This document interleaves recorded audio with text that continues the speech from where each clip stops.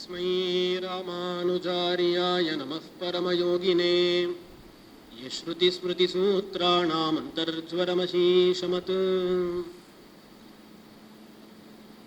ஸ்ரீபாஷ்யத்தை அனுபவிக்க வேண்டும் என்று நாம் அனைவரும் இங்கே வந்திருக்கிறோம். இந்த ஸ்ரீபாஷ்யம்னா என்ன என்பதனையும் தெரிந்து கொள்ள வேண்டும். அதில் ஒவ்வொரு பாதத்திலும் என்ன சொல்லப்பட்டிருக்கு என்பதனையும் தெரிந்து கொள்ள வேண்டும். 20 நிமிஷம் உபன்யாசம் இருக்கும் நினச்சிட்டு தான் வந்தேன். சுவாமிகள் அரை மணி நேரம் உண்டுன்னு சொல்லிட்டா. அதனால் 20 நிமிஷத்தில் அடியன் சொல்ல வேண்டியதை சொல்லிட்டு அதுக்கு முன்னாடி ஒரு 5-10 நிமிஷம் இன்னும் சில விஷயங்களை சொல்ல வேண்டும் என்று இருக்கிறது. அவற்றையும் சொல்லுகிறேன்.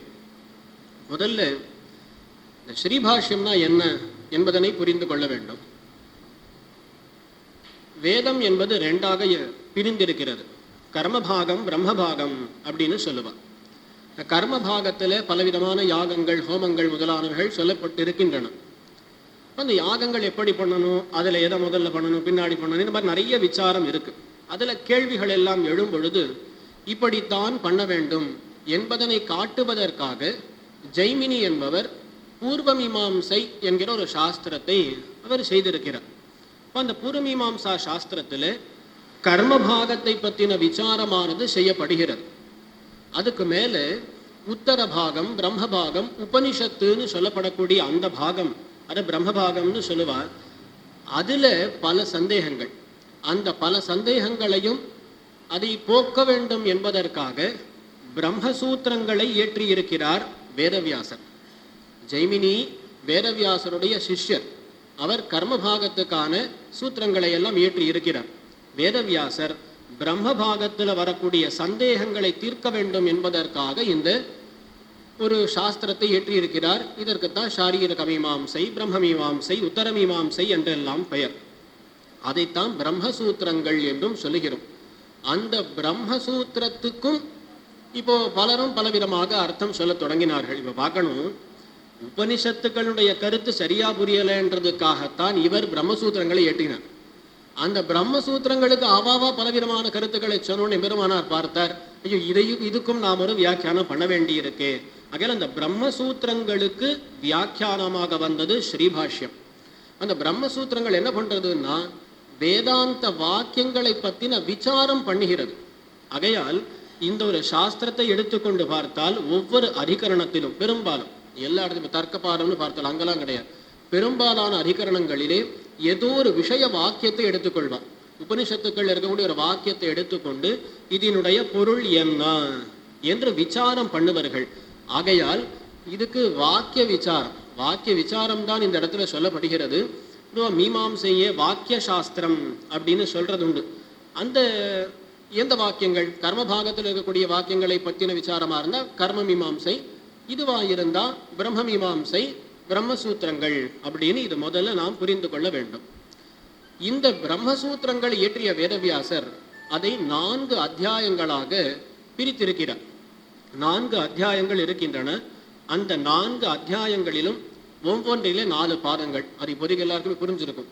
இப்போ இதுல இந்த 4 அத்தியாயங்களை முதலிலே 2ஆக பிரிக்கலாம். முதல் 2 அத்தியாயங்கள், அடுத்த 2 அத்தியாயங்கள் என்று. அது என்ன சொல்லுவா, த்விகம் அப்படின்னு ஒரு வார்த்தையை சொல்லுவார்கள். 2 அத்தியாயங்கள் சேர்ந்தால் ஒரு த்விகம். இப்போ அடியேன் இந்த முதல் த்விகத்தினுடைய கடைசி 2 பாதங்களை பற்றி தான் பேசுகிறேன். இப்போ அந்த 2 அத்தியாயங்கள் சேர்ந்தது ஒரு த்விகமா. இதுக்கு என்ன பெயர்னு கேட்டா சித்தத்விகம் அப்படின்னு சொல்லுவேன். சித்தத்விகம். இதுக்கு மேல வரக்கூடிய 2 அத்தியாயங்கள் அது 2ம் சேர்ந்து ஒரு த்விகமா, அதை சாத்தியத்விகம்னு சொல்லுவேன். இது என்ன சித்தத்விகம் அப்படின்னா, இந்த 2 அத்தியாயங்களிலும் எதை பத்தின விசாரம், பிரம்மத்தை பத்தின விசாரம். பிரம்மம் தான் ஜெகத்காரணம் என்பதனை பத்தின விசாரம் இங்கு ஏற்படுறது. பிரம்மன்றது புதுசா உண்டாக வேண்டிய ஒரு பொருள் கிடையாது இல்லையா, எப்பொழுதுமே அது இருக்கு. ஆகையால் சித்தமாக இருக்கக்கூடிய பிரம்மத்தை பற்றின விசாரம் இந்த 2 அத்தியாயங்களிலே செய்யப்படுகிறபடியால் இதுக்கு சித்தத்விகம் என்று பெயர் வந்தது. அடுத்து பார்த்தோமேயானால் 2 அத்தியாயங்கள் சாத்தியத்விகம் என்று சொல்லப்படும். அதில் 3வது அத்தியாயத்தில் உபாயம், பிரம்மம்னு தெரிஞ்சுண்டாச்சு, அந்த பிரம்மத்தை அடைய வேண்டும், எப்படி அடைவது, என்ன உபாயம் என்கிற கேள்விக்கு பதிலாக வந்திருக்கக்கூடியது 3வது அத்தியாயம். அப்போ இந்த உபாசனம் பண்ணணும், உபாசனம் பண்ணி பிரம்மத்தை பெற வேண்டும்.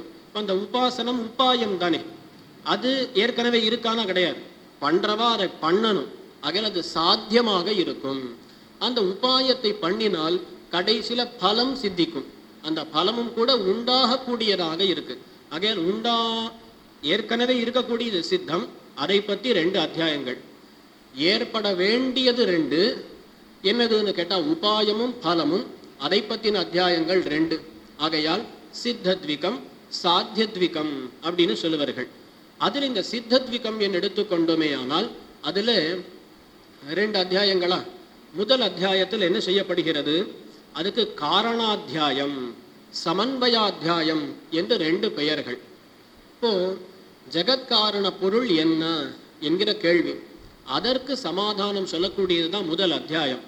சில பேர் சொல்றா பிரகிருத்தியே நேச்சர் அப்படின்னு சொல்ற பாருங்க, நேச்சர் அதுவே உண்டாகிறது அப்படின்னு சில பேர் சொல்றா, அது கிடையாது. ஏதோ ஒரு ஜீவனே உண்டாக்குறான்னு வச்சுக்கலாமேனா அதுவும் கிடையாது, பிரம்மம்தான் ஜெகத்காரணம் என்று பிரம்மத்தினுடைய காரணத்தை சொல்லக்கூடிய அந்த ஒரு அத்தியாயமானது காரணாத்தியாயம் என்று சொல்லப்படுகிறது. இதுல வெறும் பிரம்மம் காரணம்னு இவர் சொன்னாரான்னு கேட்டால் அவர் அப்படி சொல்லலை. உபனிஷத்துக்களிலே சொல்லப்பட்டிருக்கக்கூடிய ஜெகத்காரண பொருளானது பிரம்மம்தான் என்று காட்டுறார். அதுக்குத்தான் இதுக்கு சமன்வயாத்தியாயம் என்கிற பெயரும் வந்திருக்கிறது. சமன்வயம் அப்படின்னு சொன்னா நல்லா பொருந்தி இருக்கு. எது எதுல பொருந்தி இருக்குன்னா, ஜெகத்காரணத்தை சொல்லக்கூடிய வாக்கியங்கள் பல இருக்கின்றன உபனிஷத்துக்களிலே. அந்த வாக்கியங்கள் எல்லாம் யாரை சொல்லுகின்றன கேட்டா பிரம்மத்தை சொல்லுகின்றன. இந்த வாக்கியங்கள் எல்லாம் பிரம்மத்திடத்திலே சமன்வயம் ஆகின்றன. ஆகையால் சமன்வயாத்தியாயம்.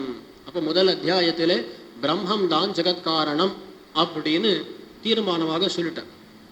சொன்ன உடனே சில கேள்விகள் எல்லாம் வருகின்றன. விரோதம் இருக்கே, இப்படிலாம் சொல்ல முடியாது, விரோதம் இருக்கேன்னு கேள்வி வரும்பொழுது ஒரு விரோதமும் இல்லை என்று காட்டக்கூடிய அத்தியாயம் 2வது அத்தியாயம் அவிரோதாத்தியாயம்னு சொல்லப்படும்.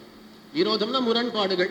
பிரம்மம் தான் ஜெகத்காரணம்னு சொன்ன சில முரண்பாடுகள் இருக்கே அப்படின்னா ஒரு முரண்பாடும் இல்லை, இது அவிரோதம், இந்த விஷயமானது விருத்தமாக இல்லை என்று காட்டக்கூடிய அத்தியாயம் 2வது அவிரோதாத்தியாயம் அப்படின்றது. அதுக்கு மேல வரக்கூடிய அத்தியாயங்கள் அந்தந்த சுவாமிகள் தெரிவிக்க போகிறார்கள், அது அவர்களே தெரிவிக்கட்டும். அப்ப இந்த 2 விஷயங்கள் இங்க பார்க்கணும். இப்ப நாம் இருப்பது எங்கேன்னு கேட்டா அவிரோதாத்தியாயம். அதுல ரொம்ப அழகாக முன் வந்த சுவாமி ஸ்மிருதி பாதம் தர்க்க பாதம் இதுல என்ன விஷயங்கள் சொல்லப்பட்டன என்பதனை காட்டினார். அவிரோதாத்தியாயம் இல்லையா, ஸ்மிருதிக்கு விருத்தமா இருக்கே நீங்கள் சொல்றது அப்படின்னா அந்த விரோதம் எல்லாம் இல்லை, அந்த விரோதத்தை தள்ளியாச்சு. யுக்திகளுக்கு விரோதமா இருக்கே ஒரு சொன்னார் இல்லையா, அதாவது எந்த ஒரு பிரயோஜனத்தையும் கருதாமல் பகவான் எப்படி படைப்பான், அப்போ அந்த பிரயோஜனத்தை கருதாமல் படைப்பதுன்றது விருத்தமாக இருக்கேன்னு கேட்டா அதெல்லாம் ஒண்ணும் இல்லைன்னு அதுக்கெல்லாம் பதில் சொல்லியாச்சு. அப்போ ஸ்மிருதி விரோதம்னு சொல்லுவா, ஸ்மிருதி விரோதம் இல்லைன்னு தள்ளப்பட்டது. தர்க்க விரோதம், யுக்திகளுக்கு விரோதமா இருக்கே விருத்தமா இருக்கேன்னா அதுவும் இல்லை அப்படின்னு தள்ளியாச்சு.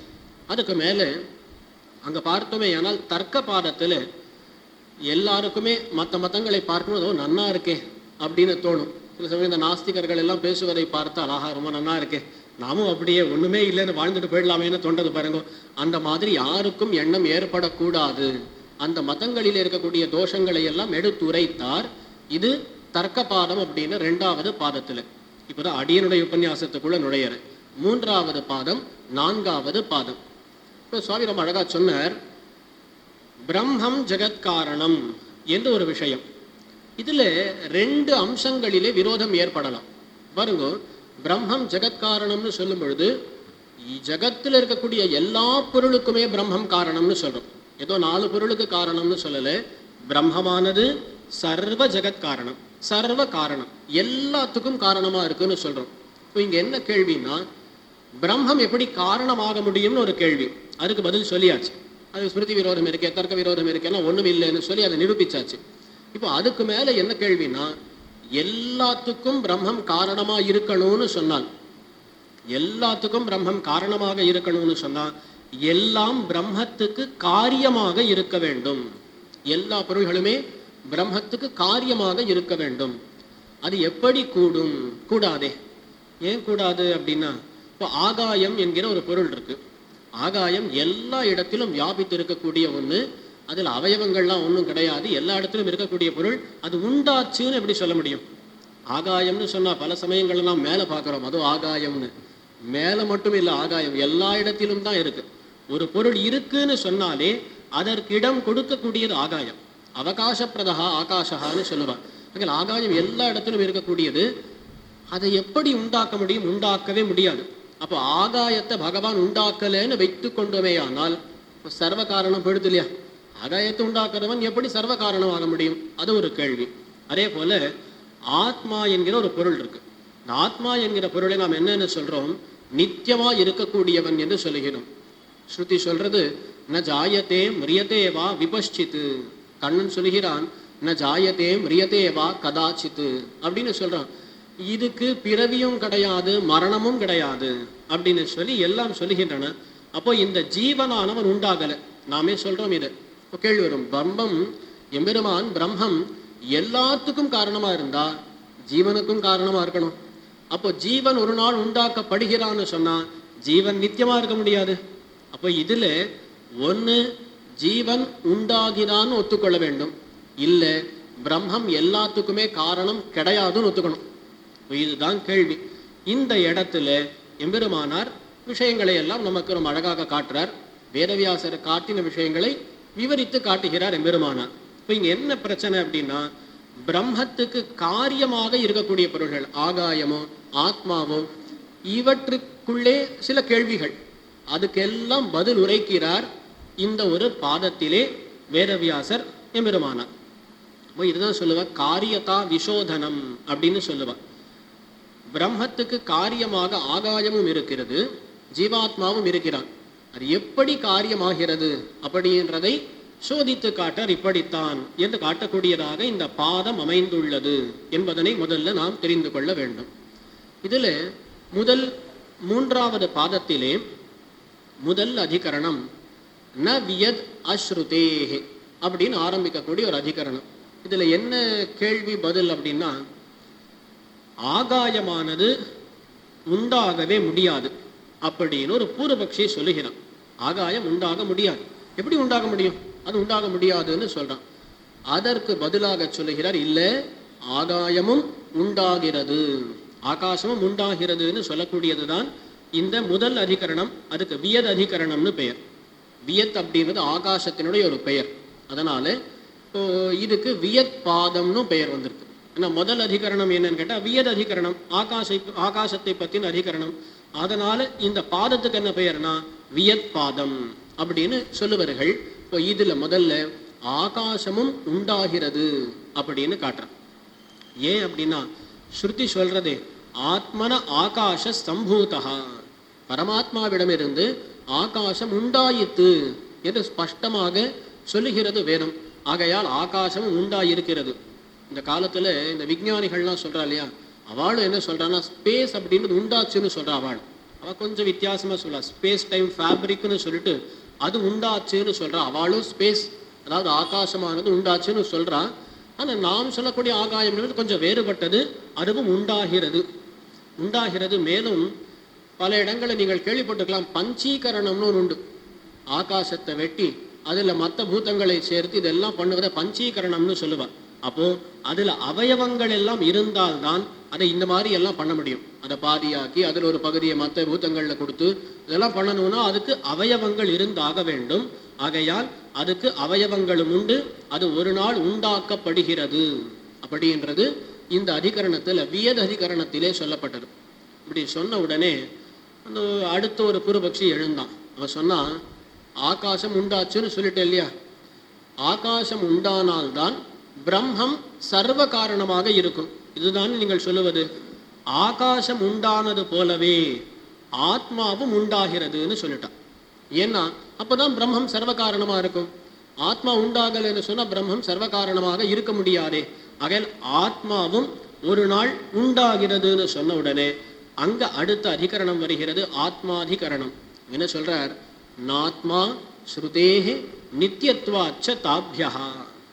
ஆத்மாதிகரணத்துல ஆத்மாவானது உண்டாகவில்லை அப்படின்னு சொல்றார். ஏன் அப்படின்னு சொன்னா, வேதங்கள் சொல்லுகின்றன ஆத்மா உண்டாகவில்லைன்னு சொல்லுகின்றன, நித்தியமாக ஆத்மா இருக்கிறான் என்றும் ஸ்ருதிகள் சொல்லுகின்றன. ஆகையால் ஆத்மா உண்டாகல அப்படின்னு சாதிச்சுட்டார். சரி சுவாமி, ஸ்ருதி சொல்லிடுத்து, சாதிச்சாச்சு, கேள்வி அப்படி நிற்கிறதே, ஆத்மாவானது உண்டாகவில்லை என்று சொன்னால் பிரம்மம் சர்வ காரணமா இருக்க முடியாதே. அதுக்கு ரொம்ப அழகாக பதில் உரைக்கிறார் எம்பெருமானார். பொதுவா நாம் அனைவரும் புரிந்து கொள்ள வேண்டியது, ஒன்றை உண்டாக்குதல் என்றால் என்ன. பல பேர் என்ன நினைக்கிறா, இல்லாத ஒரு பொருளை அப்படியே உண்டாக்கிடுறான்னு நினைக்கிறான். அது நடக்குமான்னு கேட்டா உலகத்தில் நடப்பதே கிடையாது. இந்த காத்துல அப்படி பண்ணா என்னமோ வருதுன்னு சொல்ல பாருங்க, ஒன்றும் வராது, உண்மையில் வராது. அவாவா இப்படி பண்ணா கையில செயின்லாம் வருது கொடுக்குறா, அதெல்லாம் பண்றான். உண்மையில் அப்படி காத்துலேருந்து வருமானு கேட்டா காத்துலேருந்து வர எதிலும் வராது. அப்போ ஒரு பொருளானது மற்றொரு பொருளாக மாறுமே தவிர தானாக ஏதோ அப்படியே உண்டாச்சுன்றது எந்த பொருளுமே கிடையாது. சொல்ல போனால் நம்ம என்ன சொல்றோம், 3 தத்துவங்கள் இருக்குன்னு சொல்றோம் சம்பிரதாயத்தில். தத்துவத்ரயத்தை சொல்லக்கூடிய சம்பிரதாயம் நம்முடையது. இந்த தத்துவத்ரயமுமே நித்தியம்தான். தத்துவத்ரயமுமே நித்தியம்தான். அச்சேதனமும் நித்தியம், சேத்தனனா இருக்கக்கூடிய ஜீவாத்மாவும் நித்தியம். அந்த ரெண்டையும் இயக்கக்கூடியவன், நியமிக்கக்கூடியவனான எம்பெருமானும் நித்தியம். என்ன சுவாமி, எல்லாமே நித்தியமா இருந்தா அவன் எதுக்குமே காரணம் கிடையாதுன்னு எடுமே அப்படின்னா நாம் புரிந்து கொள்ள வேண்டும். பார்த்தீர்களே ஆனால் ஒரு புஸ்தகம் இருக்கு, அது ஒரு காரியம். அது எதுலேருந்து உண்டாச்சுன்னு கேட்டால் அது மரத்துலேருந்து பண்ணான்னு சொல்றான். இப்போ மரத்துலேருந்து புஸ்தகத்தை பண்ணியிருக்கான். அந்த புஸ்தகத்தை நாம் வெட்டி துண்டமாக்குறோன்னு வச்சுக்கோங்களேன், அது துண்டு துண்டாச்சு. அதை எரிக்கிறோன்னு வச்சுக்கோங்களேன், சாம்பலாச்சு. அந்த சாம்பலை நாம் எடுத்து மண்ணிலே போட்டோமே ஆனால் மண்ணாச்சு. மண்ணே திருப்பி மரம் ஆக போகிறது.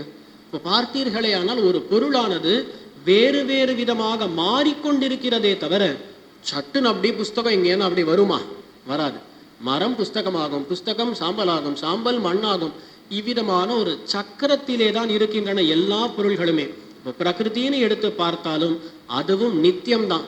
என்ன, அதனுடைய ஸ்வரூபமே மாறுறது. பிரகிருத்தின்னு பார்த்தா இப்போ நான் பார்க்கக்கூடிய எல்லா பொருள்களுமே பிரகிருத்தியிலிருந்து உண்டான பொருள்கள் தான். இந்த பொருள்கள் எல்லாமே அதனுடைய ஸ்வரூபமே மாறிக்கொண்டிருக்கும். அந்த ஸ்வரூபத்தை மாற்றக்கூடியவனைத்தான் நாம் சிருஷ்டிகர்த்தான்னு சொல்றோம். ஒரு குயவன் இருக்கான், குயவன் பானையை பண்ணுகிறான்னு சொல்றோம். யாரேனும் கேள்வி கேட்போமா? இல்லை, குயவன் பானையை பண்றான்னு ஒத்துக்கிறோம். அவன் தான் அதை சிருஷ்டிச்சிருக்கிறான். பானையை சிருஷ்டிச்சிருக்கான்னா அவன் சட்டுன்னு சொடக்கு போட்டான் அப்படியே பானை வந்துடுத்துனா கிடையாது. ஒரு மண்ணுருண்டையை எடுத்து அவன் பானை ஆக்கினான்.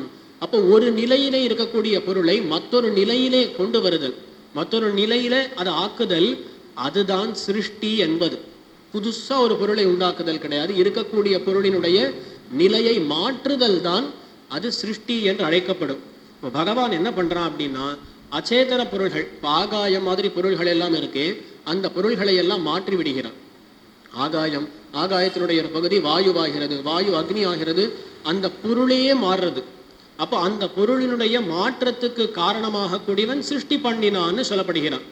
அதே போல ஆத்மான்னு எடுத்துக்கொண்டோமே ஆனால் ஆத்மாவினுடைய ஸ்வரூபம் எள்ளளவும் மாறாது, அப்படியே தான் இருக்கும். ஆனா அந்த ஆத்மாவினுடைய ஞானம் இருக்கு பாருங்களேன். நமக்கு எல்லாம் ஞானம் இருக்கு. அது ஒவ்வொரு சமயத்துல ஒவ்வொரு விதமாக இருக்கும். சில சமயங்கள்ல நல்லா பிரசரிக்கக்கூடியதாக இருக்கும். உபன்யாசம் சொல்ற பாயிண்ட் எல்லாமே ஞாபகம் இருக்கும். சில சமயங்கள்ல என்ன ஆகும்னு கேட்டா, ஏதோ அங்க உட்காந்துட்டு இருந்தோம், ஏதோ மனசு எங்கேயோ இருந்தது, ஒன்றும் இல்லைன்னு தோன்றது. வேடிக்கையா சொல்ல போனால் என்னன்னா, அடுத்து பேசக்கூடிய சுவாமி சந்தியாதிகரணம் அப்படின்ற அதிகரணத்துல இந்த சொப்னம் முதலானவர்களை பத்தி பேச போகிறார். அதனால அங்கதான் உறக்கத்துக்கு இடம். இதுக்கு முன்னாடி இந்த பாதங்கள் உறக்கவே வரக்கூடாது. அங்கதான் அதை பத்தின விசாரம் இல்லையா, அங்கதான் அதை கொள்ள வேண்டும். இங்க வேண்டாம், எல்லாரும் கவனமாக பார்க்க வேண்டியது. சரி, அப்போ இந்த ஞானமானது அப்போது சங்குச்சிதமாகிறது, அப்போது விகசிதமாகிறது. ஆத்மா மாறுமான்னு கேட்டா மாறவே மாறாது. அதனுடைய தர்மபூத ஞானம்னு சொல்லுவா, அதனுடைய பண்பா இருக்கக்கூடிய ஞானம் அதுல கொஞ்சம் அதிகமா அது பிரசரித்தல், அப்பப்போ சுருங்குதல், இதெல்லாம் ஏற்படும். இப்போ பாருங்க, இந்த ஆத்மா மாறினானா அப்படின்னு கேட்டா ஆத்மா நேரடியா மாறல. ஆனா சங்குச்சிதமான ஞானம் இருக்கக்கூடிய ஆத்மா பரவின ஞானம் உடையவனாக ஆனானா. அப்போ இவனுடைய ஸ்வரூபத்துல மாற்றம் ஏற்படவில்லை என்றாலும் அவனுடைய தன்மையிலே ஒரு மாற்றம், அவனுடைய பண்பிலே ஒரு மாற்றமானது ஏற்படுகிறது. அப்போ அந்த மாற்றத்துக்கு காரணமாக கூடிய பகவான் ஆத்மாவை ஒரு விதமாக சிருஷ்டித்தான் என்று சொல்லலாம். நேரடி ஆத்மாவை மாத்தல, ஆனால் ஆத்மாவினுடைய ஞானத்தை மாற்றக்கூடியவனாகையால் ஒரு விதமாக ஆத்மாவை சிருஷ்டித்தான் என்று சொல்லலாம். இப்போ எல்லா இடத்திலுமே அதுல ஒரு மாற்றத்தை ஏற்படுத்தக்கூடியவன் சிருஷ்டிகர்த்தா. ஒரு குடம் இருக்கு, அதனுடைய ஸ்வரூபத்தையே மாற்றினான், அவன் அங்க சிருஷ்டித்தான்னு சொல்லுகிறோம். இந்த ஜீவாத்மா இருக்கிறான், அவனுடைய பண்பை மாற்றுகிறான், அதனால பகவான் ஜீவாத்மாவை சிருஷ்டித்ததாக சொல்லுகிறோம். எப்போ இதெல்லாம் பண்றான்னு கேட்டா, நமக்கு உடம்பை கொடுக்குறான் இல்லையா, உடம்பு கொடுக்கும் பொழுது அது வரையிலும் உடம்பு இல்லாத பிரளய காலத்திலே ஞானம்ன்றது சுத்தமா இருக்காது. இவன் நமக்கு ஒரு உடம்பை கொடுக்கும் பொழுது இவ்வளவு ஞானம் அப்படின்றது நமக்கு கிடைக்கிறது. அது கொஞ்சமா இருக்கலாம், அதிகமா இருக்கலாம், ஏதோ ஒன்று நமக்கு கிடைக்கிறது. அந்த ஞானத்துல வேறுபாட்டை எம்பெருமான் உண்டாக்குறானா, அதுதான் அவன் பண்ணக்கூடிய சிருஷ்டி. அப்ப அவன் காரணமாகிறான், ஒவ்வொரு இடத்துல ஒவ்வொரு விதமாக காரணமாகிறான். ஸ்வரூப அந்யதா பாவம், ஸ்வபாவ அந்யதா பாவம் அப்படின்னு சொல்லுவா. இவ்விதமாக பகவான் ஆகாசத்துக்கும் காரணம், ஆத்மாவுக்கும் காரணம்னு எம்பெருமானார் காமிச்சுட்டார். இந்த இடத்துல ஆத்மாவை பத்தின பேச்சு வந்துடுதா, வேதவியாசர் பார்க்கிறார். பொதுவாக மோட்சத்தை விரும்பக்கூடியவனுக்கு தத்துவத்ரயத்தை பத்தின ஞானம் வேண்டும் இல்லையா, தத்துவத்ரய ஞானம் வேண்டும். எம்பெருமானை பத்தியும் தெரிஞ்சுக்கணும், ஜீவாத்மாவை பத்தியும் தெரிஞ்சுக்கணும், பிரகிருதியை பத்தியும் தெரிஞ்சுக்கணும். இங்க பார்த்தார், நல்ல வாய்ப்பு கிடைச்சிருக்கு, ஆத்மாவை பத்தின பேச்சு வந்துடுத்து, இங்க ஆத்மாவினுடைய தன்மைகளை பத்தி நல்லா விரிவாக சொல்லிடலாம் அப்படின்னு நினைச்சு அவர் பாட்டுக்கு ஆத்மாவினுடைய தன்மைகளை எல்லாம் பேச தொடங்குகிறார் இந்த இடத்துல. ஏன்னா இந்த இடத்துல அதை கண்டிப்பா சொல்லி ஆகணுன்ற தேவை கிடையாது, பாதத்துல சங்கதி இல்லை, இருந்தாலும் பிரசங்க சங்கத்தின்னு சொல்லுவார். அந்த வேதவியாசரே நமக்கு மார்க்கத்தை காமிச்சுட்டார். உபன்யாசத்துல ஏதோ ஒரு தலைப்பு கொடுக்கப்பட்டிருக்கும், அதுல என்ன பண்றோம் அப்படின்னு சொன்னா ஏதோ ஒரு விஷயத்தை கொண்டு வந்து அதை பறக்க பேசிடுறோம் பாருங்க, அந்த மாதிரி வேதவியாசரே பண்ணியிருக்கிறார். அது பிரசங்காத் அப்படின்னு சொல்லுவார். அங்கே ஆத்மாவை பத்தின பேச்சு வந்துடுத்து, வந்த இடத்துல அதை பத்தி எல்லாம் சொல்லிடலாமே அப்படின்னு ஆரம்பித்து ஆத்மாவை பத்தி பேசுறார். இப்போ என்ன சொன்னோம், ஆத்மா உண்டாக்கப்படுகிறது எப்படின்னா ஞானத்துல ஒரு மாற்றம் ஏற்படுகிறபடியால் அப்படின்னு பார்த்தோம். சுவாமி முதல்ல அதுக்கு ஞானம் உண்டான கேள்வி, அதுக்கு அடுத்த அதிகரணத்துல சொல்றார் ஞோதையேவா, அவன் ஞஹா. ஞஹா அப்படின்னு சொன்னா ஞானம் உடையவன் அர்த்தம், அவன் ஞானம் உடையவன் தான் என்று காட்டுறார். இன்னும் ஞானம் உடையவன் கிடையாது, ஞானஸ்வரூபனும் கூட என்று சொல்லுவார்கள். ஆகையால் ஞானஸ்வரூபன், ஞானத்தை உடையவன், ரெண்டாக இருக்கிறான் இந்த ஜீவாத்மா. அதை சொல்லிட்டு அதுக்கு மேல அந்த ஜீவாத்மாவினுடைய ஸ்வரூபம் விபுவா இருக்குமா இல்ல ஓரிடத்துல அணுவா இருக்குமா அப்படின்னு கேட்டா, இவன் அணுவாகத்தான் இருக்கிறான். ஏன்னா ஒரு ஜீவாத்மா இந்த சரீரத்திலேருந்து கிளம்பினான்னு சொல்றோம், அர்ச்சிராதிகத்தில போனான், தூமாதி மார்க்கத்துல போனான் அப்படின்லாம் பார்க்குறோம், போறான் வரான் எல்லாம் பண்றான். அப்போ எல்லா இடத்திலும் இருக்கக்கூடிய ஜீவனானவன் போயிட்டு வரலாம் முடியாது இல்லையா. ஆகையால் இவன் கண்டிப்பாக ஒரு அணுஸ்வரூபனாக இருக்க வேண்டும். அணுஸ்வரூபன் நேரடியா தேராது, விபுவா இருக்க முடியாதுன்னு தேரும். அதுமேல வேதங்களானவை ரொம்ப ஸ்பஷ்டமாகவே இவன் அணுவாகத்தான் இருக்கிறான், ஏஷோனு ஆத்மா அப்படின்னு சொல்றதுனால இந்த ஜீவாத்மா அணுஸ்வரூபனே நிரூபிச்சுட்டார். இப்போ வரிசையா பார்த்தோமே ஆனால் முதல்ல வியததிகரணம், ஆத்மாதிகரணம், அதுக்கு மேல ஞாதிகரணம், அதுல ஞான குணகன் ஆத்மா அப்படின்றதையும் அணுவாக இருக்கிறான் ஆத்மா அப்படின்னு சொல்லிட்டார். இப்போ ஞானம் அப்படின்னு சொன்ன உடனே பொதுவா உலகத்துல யாருக்கு ஞானம் இருக்கோ அவன்தான் செயல்படக்கூடியவனா இருப்பான். இந்த மைக் இருக்கு, சட்டுன்னு பேச ஆரம்பிச்சுடுமா, நாம் பயந்துடுவோம். ஆனா பேச ஆரம்பிக்காதோன்னு ஏன்னு கேட்டால் அதுக்கு ஞானமே கிடையாது. ஞானம் இல்லாதது, அதுக்கு மேல ஞானம் இருந்தால் தான் அது மேலே ஆசைப்பட்டு அதுக்கு மேலே செயல்பாடு அதெல்லாம் வர முடியும். இப்போ இவன் ஞான குணக்கன் அப்படின்னு சொல்லிட்டோம். சொன்ன உடனே செயல்படக்கூடியது யார் அப்படின்னு ஒரு கேள்வி வருகிறது.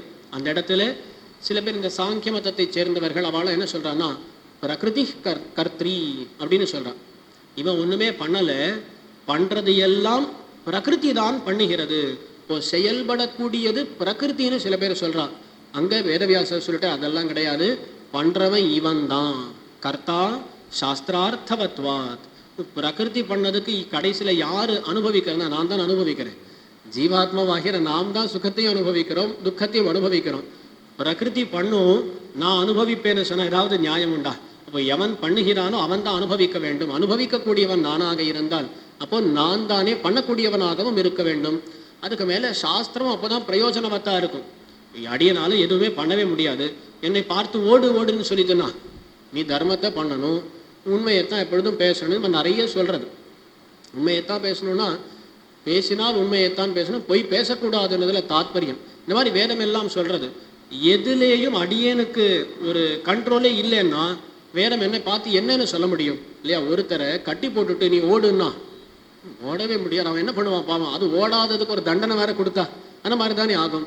ஆகையால் யாரோ செயல்படுகிறார் என்பது கிடையாது, ஜீவாத்மாவே தான் செயல்படுகிறான் அப்படின்னு சொன்னார். ஜீவாத்மாவே செயல்படுகிறான்னு சொன்னோன்னு ஒரு கேள்வி, ஜீவாத்மா தன்னிச்சையாக செயல்படுகிறானா, பகவத் சங்கல்பத்தால செயல்படுகிறானா அப்படின்னு ஒரு கேள்வி. அது அடுத்த அதிகரணம் பராயத்தாதிகரணம் அப்படின்னு அதிகரணம். பராத்து தச்ருதே அப்படின்னு சொல்லி அதுல தெரிவிக்கிறார். பராயத்தமாகத்தான் இவனுடைய கர்த்திருவம் இருக்கு. இவன் செயல்படுகிறான், தன்னிச்சையாக செயல்படுகிறான் இல்லை. சரி, தன்னிச்சையாக செயல்படுகிறான்னு வச்சுப்போம். ஆனா எம்பெருமானுடைய சங்கல்பத்தினாலதான் இவன் செயல்படுகிறான். எம்பெருமான் மட்டும் இவன் பண்ணக்கூடாதுன்னு நினைச்சானே ஆனால் இவனால பண்ண முடியாது. ரொம்ப அழகாக இந்த அதிகரணத்துல பல விஷயங்களை சொல்லுகிறார். பராயத்தாதிகரணம், அதுல சொல்ல வேண்டிய விஷயங்கள் நிறைய இருக்கு. 1 மணி நேரம் 2 மணி நேரம் சொல்லலாம். ரொம்ப முக்கியமான விஷயங்களும் அதுல உண்டு. பராயத்தாதிகரணம் அதை தனியாகத்தான் பார்க்க வேண்டும். அதுல முக்கியமான விஷயம் என்னன்னா, இந்த கேள்வி நம் அனைவருக்குமே இருக்கும். நான் பண்ணேனா பகவான் பண்ணானா? பல சந்தர்ப்பங்கள்ல பகவத் சங்கல்பம் சுவாமி அப்படின்னு சொல்லி தப்பிச்சுடுவா எல்லாருமே. நம்ம பண்றதெல்லாம் பண்ணிட்டு என்னமோ சுவாமி பகவத் சங்கல்பம் இல்லை அப்படின்பா. அந்த இடத்துல காட்டுற அதெல்லாம் கிடையாது. நீதான் நிர்ணயிக்கிறாய். அந்த அதிகரணத்தினுடைய சாரத்தை எடுத்து சொல்லணும்னா எப்படி சொல்லலாம், நமக்கு பல சூழ்நிலைகள் ஏற்படுறது பாருங்களேன். நம்முடைய வாழ்க்கையில பல சூழ்நிலைகள் ஏற்படுகின்றன. அதுக்கு காரணம் என்னன்னு கேட்டா, நாம் பண்ணி இருக்கக்கூடிய புண்ணியமும் பாவமும். அந்த புண்ணிய பாவங்களுக்கு அனுகுணமாக சூழ்நிலையை பகவான் ஏற்படுத்துகிறான். அங்க முடிவெடுப்பது நாம் தான். அங்கே முடிவெடுப்பது நாம் தான். நாம் முடிவெடுத்துட்டு பகவத் சங்கல்பம்னு சொல்ல முடியாது. முடிவெடுக்கிறதுக்கான அந்த சுவாதந்திரியத்தை பகவான் நமக்கு கொடுத்திருக்கான். ஆனா என்னன்னா, நாம் முடிவெடுக்கும் பொழுதும் அவனுடைய அனுமதி வேணும். அவன் அனுமதித்தால் தான் நாம் செயல்பட முடியுமே தவிர அவனுடைய அனுமதி இல்லாமல் செயல்பட முடியாது. இதுதான் பராயத்தாதிகரணத்தினுடைய சாரம். அப்படின்னு யூடியூப்லாம் பார்த்தா கூட பராயத்தாதிகரணம்னு தென்னாடியினுடைய ஒரு உபன்யாசமும் கிடைக்கும். அதை கேட்க வேண்டியது நன்னா அதுல இன்னும் விரிவாக இருக்கும். பராத்து தச்ருதேன்னு சொல்லியாச்சு. அதை சொன்ன உடனே இப்படிப்பட்ட ஜீவாத்மா இருக்கிறானே, இவன் பரமாத்மாவை காட்டிலும் மிகவும் வேறுபட்டவனா இல்லை ஒண்ணுதானா? அத்வைத்திகள் சொல்ற மாதிரியே யாரு என்னது இது அப்படின்னு ஒரு கேள்வி அங்க வருகிறது. அம்சாதிகரணம்னு ஒரு அதிகரணம். அந்த அம்சாதிகரணத்துல அம்சோ நானா வியபதேஷா அப்படின்னு சொல்லி வரக்கூடிய சூத்திரம். அதுல பரமாத்மாவினுடைய அம்சமாகத்தான் ஜீவாத்மா இருக்கிறான் என்கிற விஷயம் காட்டப்படுகிறது.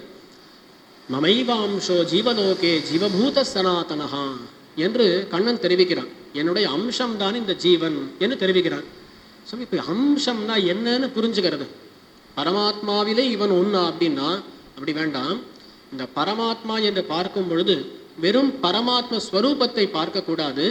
இந்த சேத்தனா சேத்தனங்களோடு கூடிய பரமாத்மா அப்படின்னு பார்த்தோமே ஆனால், சேத்தனா சேத்தனங்களோடு கூடிய பரமாத்மா என்று பார்க்கும் பொழுது அதுல சேத்தனனும் வருகிறான் இல்லையா, ஜீவாத்மாவும் வருகிறான். அப்ப அந்த விசிஷ்டமா இருக்கக்கூடிய எம்பெருமான் இடத்துல ஒரு அம்சமாகத்தான் ஜீவாத்மாவும் இருக்கிறான். இது சுலபமா புரிஞ்சுக்கணும்னா, பகவானுக்கு சரீரமாகத்தான் ஜீவாத்மா இருக்கிறான் என்று இப்படி நாம் புரிந்து கொள்ளலாம். இப்போ இந்த அதிகரணங்கள் பார்த்தோமா, இந்த அதிகரணங்கள்ல ஒரே ஒரு அதிகரணம் நடுவில் விட்டு இருந்த அடியன். ஏன்னா முதல் அடியன் சொல்லும் போது ஆகாச அதிகரணம், அதோட சேர்ந்ததான இந்த ஆத்மா அதை பத்தின பேச்சு அதெல்லாம் வந்துடுது. அதன் நடுவில் ஒரே ஒரு அதிகரணத்தை மட்டும் சொல்லணும். தேஜோதிகரணம்னு ஒரு அதிகரணம். அதுல என்னன்னு கேட்டா, பரமாத்மா ஆகாயத்தை உண்டாக்கினான்னு சொன்னீர்கள். சரி, ஒத்துண்டோம். பரமாத்மாட்டின் ஆகாயம் உண்டாச்சு. ஆகாஷாத் வாயு, வாயோர் அக்னிஹி, அக்னேர் ஆபஹான்னு சொல்லி ஆகாயத்திலேருந்து வாயு, வாயுலேருந்து அக்னி, அக்னிலேருந்து ஜலம், இப்படி தானே உண்டாருது. இப்போ எல்லாத்துக்கும் பிரம்மம் காரணம்னு எப்படி சொல்ல முடியும் இல்லையா? பிரம்மத்திலேருந்து ஆகாசம் உண்டாச்சுன்னு வச்சுப்போம். ஆகாசத்திலேருந்து தானே வாயு உண்டாச்சு, வாயுலேருந்து தானே தேஜஸ் உண்டாச்சு. அப்படி இருக்கும்போது எல்லாத்துக்கும் பிரம்மம் தான் காரணம்னு சொல்ல முடியுமான்னு கேட்டா அப்படி கிடையாது. எல்லாத்துக்குள்ளும் பகவான் தானே அந்தர்யாமியா இருக்கான். அப்ப ஆகாசத்துக்குள்ளும் அந்தர்யாமியாக பகவான் இருக்கான். ஆகாசாந்தர்யாமியா இருக்கக்கூடிய பகவான் தேஜஸை உண்டாக்கினான். தேஜஸுக்கு அந்தர்யாமியா இருக்கக்கூடிய பகவான், அதாவது ஆகாஷுக்கு அந்தர்யாமியா இருக்கக்கூடிய பகவான் வாயுவை உண்டாக்கினான். வாயுவுக்கு அந்தர்யாமியா இருக்கக்கூடிய பகவான் அடுத்து இருக்கக்கூடிய தேஜஸை உண்டாக்கினான். ஆகையில் எல்லா இடத்திலும் பிரம்மம் தான் உண்டாக்கித்துன்னு சொன்னோம். சாமி நீர் பாட்டுக்கு சொல்லலாம், வேதம் அப்படி சொல்லலையே. ஆகாஷாத் வாயு, வாயோர் அக்னிகின்னு தான் சொல்லியிருக்கே தவிர வாயுவுக்கு அந்தர்யாமியா இருக்கக்கூடிய பிரம்மத்தினிடத்திலிருந்து அக்னின்னு சொல்லித்தாங்க அப்படின்னா அங்க எம்பெருமானார் ரொம்ப முக்கியமான ஒரு அம்சத்தை காட்டுகிறார். பெருமானால வேதவியாசர் ரொம்ப முக்கியமான அம்சத்தை காட்டுகிறார். சராச்சர வியபாஸ்ரயஸ்து சியாத் தத்விபதேஷோ பாக்தா தத்பாவ பாவித்வாத்துன்னு ஒரு உயிரான சூத்திரம் அது.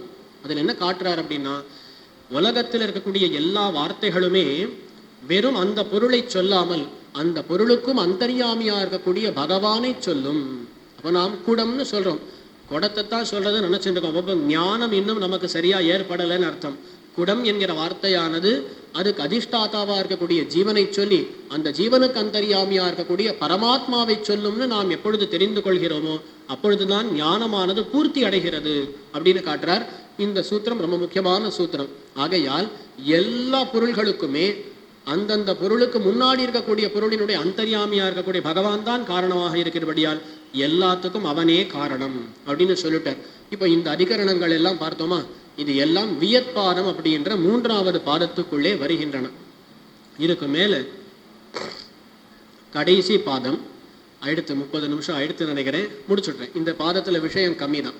இது பிராணபாதம் என்று சொல்லப்படும். இந்த பிராணபாதத்துல என்ன விசாரம் என்றால், ஜீவாத்மா உண்டாக்கப்பட்டான்னு சொன்னீர்கள். அந்த ஜீவாத்மாவுக்கு உபகரணமாக இருக்கக்கூடியவைகள் அவைகளும் உண்டாக்கப்படுகின்றனவா இல்லையா அப்படின்னு கேள்வி. அது என்ன உபகரணங்கள்னா, நமக்கு இருக்கு இல்லையா 11 புலன்கள், 5 ஞானேந்திரியங்கள், 5 கர்மேந்திரியங்கள், ஒரு மனசு சேர்த்தா 11 இந்திரியங்கள். இந்த இந்திரியங்கள் எல்லாம் உண்டாகின்றனவா இல்லையா அப்படின்னு சொல்லி கேள்வி. அந்த இந்திரியங்களும் உண்டாகின்றன. ததா பிராணாக அப்படின்னு சொல்லி பிராணன்களும் உண்டாகின்றன அப்படின்னு காட்டுறேன். அது ஏன் சுவாமி அது பிராணனும் உண்டாகிறதுன்னு சொல்லணுமா? இங்க ஒரு விஷயம், அப்படின்னு சொன்னது இந்திரியங்கள் உண்டாகிறதுன்னு சொன்னேன், பிராணங்கள் உண்டாகின்றனன்னு சொல்றேன். இங்க பிராண அப்படின்னு அந்த சப்தத்துக்கு இந்திரியங்கள்னு அர்த்தம். இந்திரியங்களுக்கும் பிராண அப்படின்ற சப்த உபதேசம் உண்டு. ஆகையால் பிராணங்கள் உண்டாகின்றன, இந்திரியங்கள் உண்டாகின்றன. இதை பத்தி விசாரம் வேற பண்ணணுமான்னு கேட்டா சில வாக்கியங்கள் அப்படி இருக்கு. இந்த பிராணங்களானவை நித்தியமாக இருப்பது போல சில வாக்கியங்கள் இருக்கிறபடியால் அதை பத்தின விசாரம் பண்ண வேண்டியிருக்கு. இவைகளும் உண்டாகின்றனன்னு காட்டிட்டார். உடனே அதை காட்டினோடனே இந்த பிராணனை பத்தி சில விஷயங்கள் எல்லாம் சொல்லிடலாமே அப்படின்னு சில விஷயங்களை மேலே சில அதிகரணங்களிலே சொல்லுகிறார். அதில் என்ன சொல்றாருன்னா, இந்த பிராணங்களை பத்தி 2 விஷயங்களை சொல்லுகிறார். இந்த இந்திரியங்கள் எவ்வளவு, இந்திரியங்கள் எவ்வளவு, அதனுடைய எண்ணிக்கையிலே சில கருத்து வேறுபாடுகள் இருக்கின்றன. 11 இந்திரியங்கள் அப்படின்னு சொல்லி எண்ணிக்கையை குறிப்பிடுகிறார். அது ஒரு அதிகரணம். அதுக்கு மேலே இந்த இந்திரியங்கள்னு சொன்னா அது எப்படி இருக்கும் என்கிற ஒரு கேள்வி. அதுக்கு சொல்றார் அனவஷ்ச, அணுவாக இருக்கும் அப்படின்றார். நாம் எல்லாம் இந்த ஞானேந்திரியங்கள் கர்மேந்திரியங்கள்னு சொல்லும் பொழுது கண்ணு வாய் மூக்குன்னு சொன்னா இதோ இந்த கண் இருக்கு, இந்த வாய் இருக்கு, இந்த மூக்கு இருக்கு இல்லையா, இதைத்தான் இந்திரியம்னு நினைக்கிறோம். அது கிடையாது, அது இந்திரியம் கிடையாது. இதுக்குள்ள சூக்ஷ்மமாக சாத்விக அகங்காரத்தாலே செய்யப்பட்ட இந்திரியம் இருக்கும். இந்திரியத்தால தான் எல்லாத்தையும் தெரிஞ்சுக்கிறோம். ஆனா அந்த இந்திரியத்தை இந்திரியத்தால தெரிஞ்சுக்க முடியாது. அப்படி சூக்ஷ்மமாக இருக்கக்கூடியவைகள் அந்த இந்திரியங்கள். கண்ணு நாம் பார்க்கக்கூடிய இதை நாம் கண்ணுன்னு சொல்லலாம், ஆனா சக்ஷுர் இந்திரியம் கிடையாது.